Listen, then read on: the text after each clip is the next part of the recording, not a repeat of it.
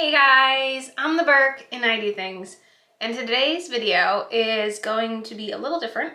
I just got a new camera and I have no idea how it works. So I wanted to kind of put together a really quick video to kind of do a test drive here. And I thought we could do a Q&A, but I wasn't going to do my makeup. And I was like, well, that's kind of boring just sitting here answering questions. And then I was like, I could make it a Mask Me a Question. So I have a face mask and some eye masks that I can put on while I answer these questions and hope that this video does not get completely scrapped because of not knowing how to use the camera. So if you guys want to see me wearing some face masks, answering some questions, and hopefully not having to scrap this footage, then keep on watching. Let's go. I am gonna say it's a huge adjustment. My monitor used to be above the camera and now it's to this side of the camera, and I feel like I'm just gonna be like always looking off into the distance. So hopefully I don't do that. So I'm gonna start with my favorite under eye gels. These are the Skin Iceland ones, because why not?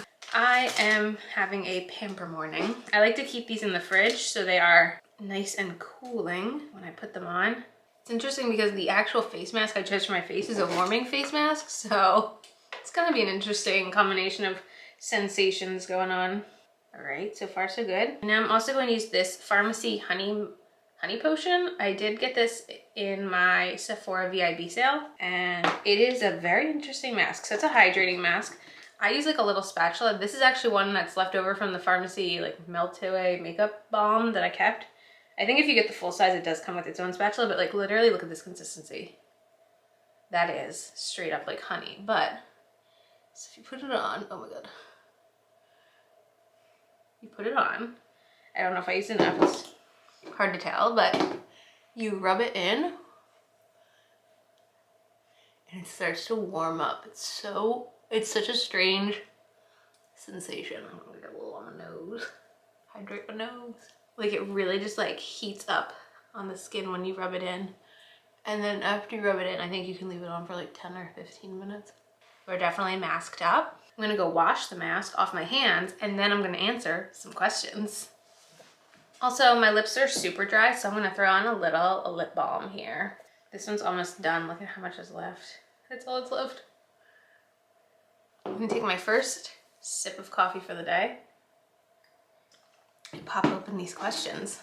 Okay, our first question is, do you plan on delivering with an obstetrician or a midwife? So personally, I am going to be using an OBGYN. I don't have anything against like midwives. It's just, it wasn't really anything that ever personally interested me. I don't know, like, I don't know. My mom used her OBGYN, the same one for all 4 of her kids. Not that I'm using the same OBGYN, but I don't know. I never even like had considered using a midwife. It just wasn't something that ever interested me personally. Do you use an app to track your pregnancy milestones, like size of the baby, etc.? I do. I use the What to Expect app. It's a pretty, I feel like, common app. We kind of just Googled like pregnancy app when we found out I was pregnant, and that's when we've kind of been using. The fruit sizes are always a little bit questionable, but as I'm filming this, I'm 31 weeks and they claim she's the size of a coconut. It does have nice little articles though about like what symptoms I currently should be having, or like what I should be like preparing for depending on the week in my pregnancy. It also does occasionally have like articles about COVID and being pregnant. Like it's a good app. I don't know if it's the best app in the world, but it's the one that we've been using personally. What are your maternity plans? What do you plan to do with filming post-baby? Great question, great question. So where I work, we do get a 12-week maternity leave, so I will be doing that. I don't know when that will be starting. It really is going to be dependent on whether or not we're getting the C-section or natural birth, which we're not going to know the answer of that until the end of December. As far as filming and baby go, I would like to continue filming. Obviously, this is something I do that makes me happy, but it's really going to be dependent on scheduling and such. I mean, Scott does have paternity leave where he works, and it's the same thing, it's the 12-week paternity leave, but he has to be working where he is for a full year before he can get that paternity leave. So he didn't start his job until this past summer. So he's not gonna actually be allowed to take his official paternity leave until next summer, which will be nice for him. I think that'll be a nice time to be able to spend time with her, like when she's that age. But he is going to be taking some time off in January when she's born too. So he's gonna have like a little bit of everything going on. So, I mean, as far as filming goes, it's just gonna have to be like, we're gonna have to figure out a schedule, and I can film when I'm able to and film when I'm feeling up to it. It's gonna be a little bumpy, especially in early 2021. And I do plan on like refilming, hopefully, some content. I don't know how well it's gonna go, but we'll see what happens. And I also know that like we have gotten a lot out of watching videos of like people's experiences in the hospital, people's experiences with the baby coming right home. Like we do want to kind of document our experience to be able to provide that for other people, hopefully. We'll see. My friend Kelly from K Bella Beauty asked what I do for work. So, great question. I graduated from college with a degree in accounting. I did originally start as an accountant, but that just wasn't working. I not only did not like the job I had, but I graduated college with about $100,000 in loans, even though I went to a state public college. And I was making $12 an hour as an accountant. And my monthly loan payments were $900 a month. So I was barely making enough to pay off my loans every month. So it wasn't a good situation at first. I did, after about 2.5 years at that firm, move to a larger company where I work in earned value management now. I've been at this company for 5 years, and earned value management is, I don't know how to explain it. Basically, I work in government compliance, making sure that the company that I work for stays in compliance with government standards, essentially. I think that's what we can say. It's not exciting stuff. It's kind of boring. Natalie Foster asked, apart from a hoagie, what is the first thing you want to eat that you can't now? Let me tell you something. Every day, all I can talk about to Scott is how much I just want my hoagie. I miss my hoagies so much, my Wawa hoagies. That has been one of the roughest parts of pregnancy, is not having my Wawa hoagies. But I know you asked about a food, but honestly, I just miss margaritas. I love margaritas. Like, it's not like I drink a margarita because I want to like get drunk. I just drink margaritas because I think they're like the tastiest things in the entire world besides chocolate. But I just love margaritas so much. They're so good.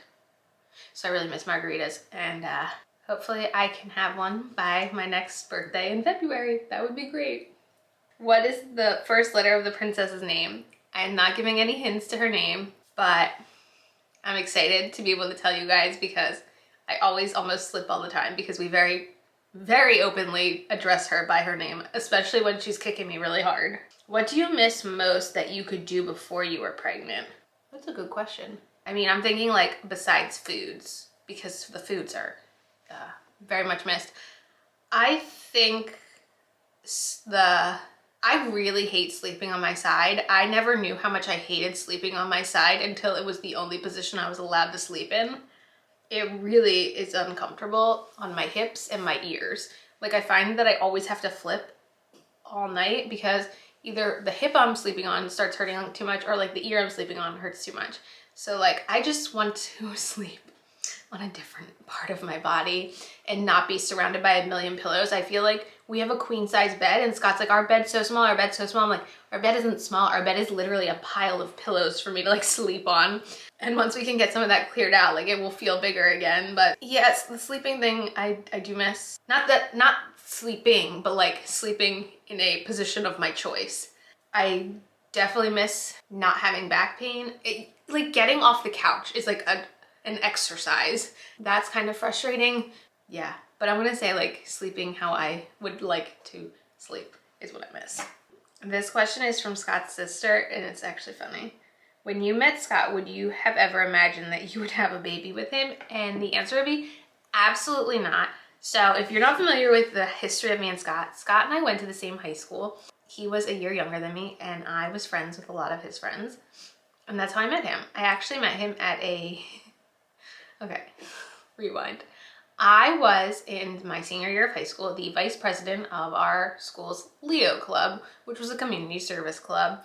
And we had a all night long dance-a-thon at the local YMCA in January of my senior year.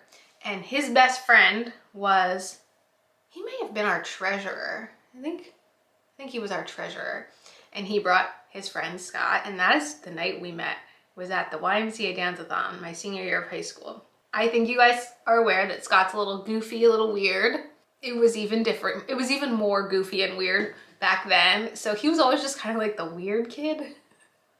Like, he was just odd, like different. I don't know. I actually, not long after we met, wound up dating someone else that he was sort of friends with. And me and that person dated for 5 years.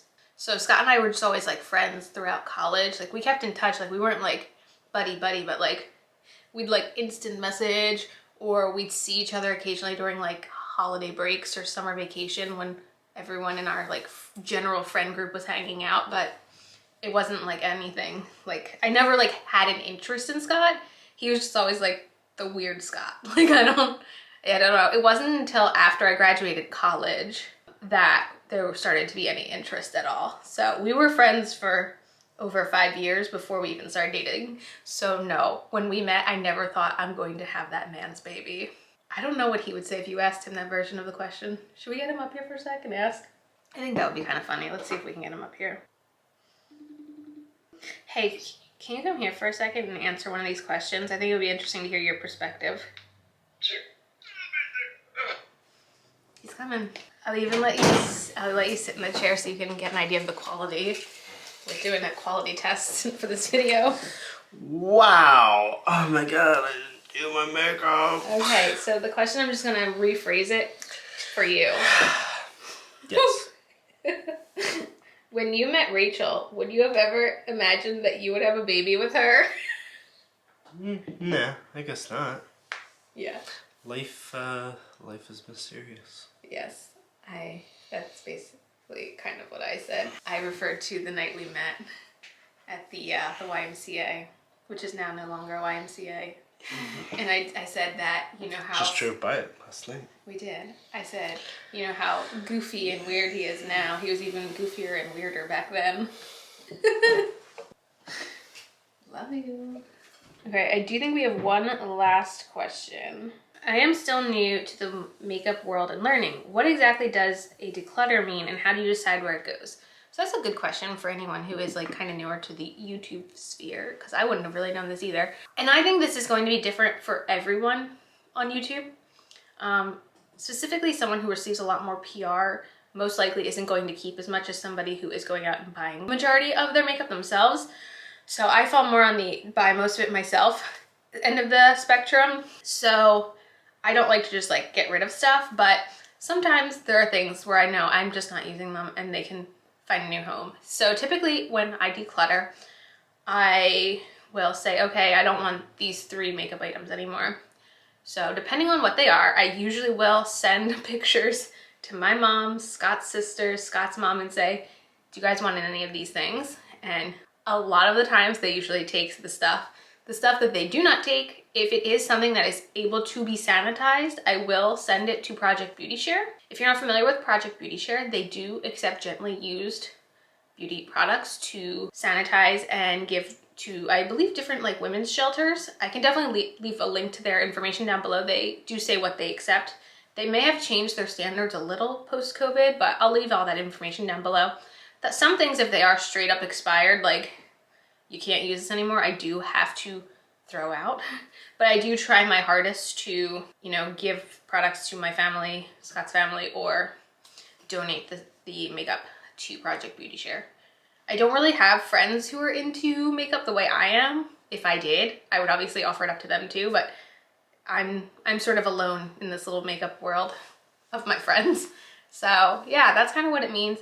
Some people, I think, do like savage declutters to get a bigger audience, but I don't like just decluttering. Like I actually enjoy having, I don't want to say I have a small, large collection, but like I have my makeup in my Alex drawers. Like it doesn't get bigger than my one set of Alex drawers here, but I mean, for me, it's fun to also make videos with older products I have. Like that's something I enjoy So I don't mind that I have a bigger collection. It brings me my joy, so.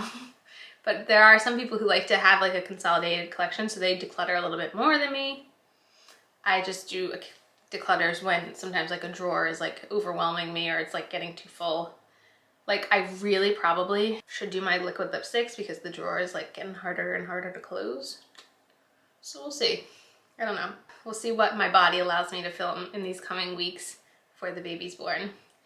But yeah, thanks everyone who submitted a question, and I hope we can use this footage and that this video is good and that I will stop constantly staring over at my monitor. It's gonna take some getting used to. I also hope that the footage looks good. I hope the sound is good.